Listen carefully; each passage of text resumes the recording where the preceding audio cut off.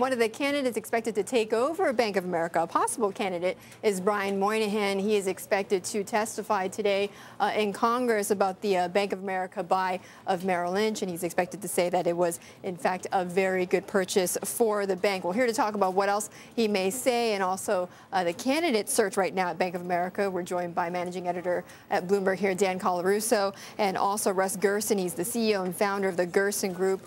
Thanks so much, gentlemen, for joining us. For joining me, and in particular, I mean, from Moynihan today. I mean, how is this testimony in any way going to shape the view on him? Well, the view on Moynihan is crucial because the bank is tainted. Bank of America is tainted by the last year's performance. Moynihan is the most favored internal candidate. Will he be tainted by this testimony today? Will he come out and say something? Will something be revealed about how they fired their top lawyer based on the advice they gave on the Merrill deal? Will that come out and make Moynihan untenable on Capitol Hill? It's not just shareholders now. You have to worry about Capitol Hill. But that's I would crucial. expect that he would stay very much to script, though.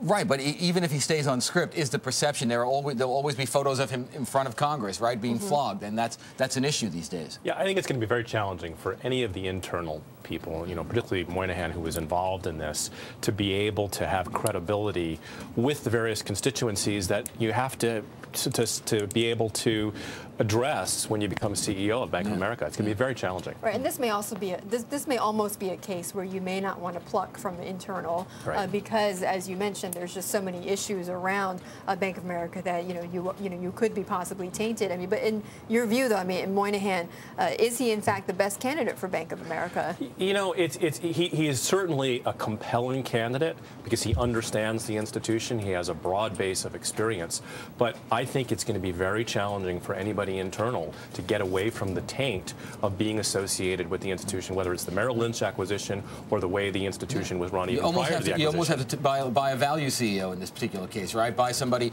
in a different stage of their careers? Well, you know, it seems to me that it's going to be very challenging for them to hire an individual who's 45 to 55 years old, who the financial aspects are important to them.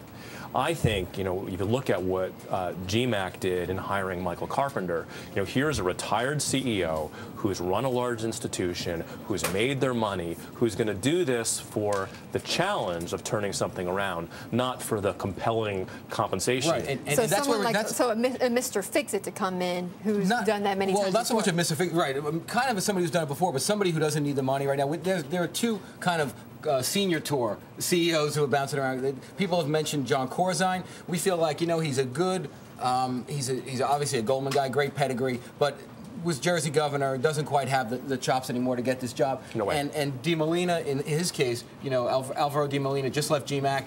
He didn't wrap himself in glory there. He has a lot of internal ties with B of A. He may be just as bad, so we could take him off the list too. And we have Moynihan. He's kind of a question mark today. So, like, where does that leave us? Yeah, I think you need a retired CEO who has had a successful track record. You know, even possibly bringing somebody like Hugh McCall back for a couple years. Have somebody as an interim 2-year, 3-year period to turn the organization around, not worry about the money, and position the firm so that you can bring in 2 or 3 years from now the 45 to 55-year-old. Right, but one thing we have to remember, though, the money issue or the pay package is an issue only so long as Bank of America is is receiving government funds. I mean, after that.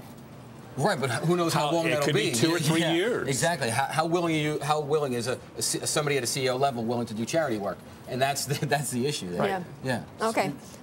All right, thank you guys. I'm out of time, actually. Russ Gerson, thank you so much for joining us, and also, of course, to Dan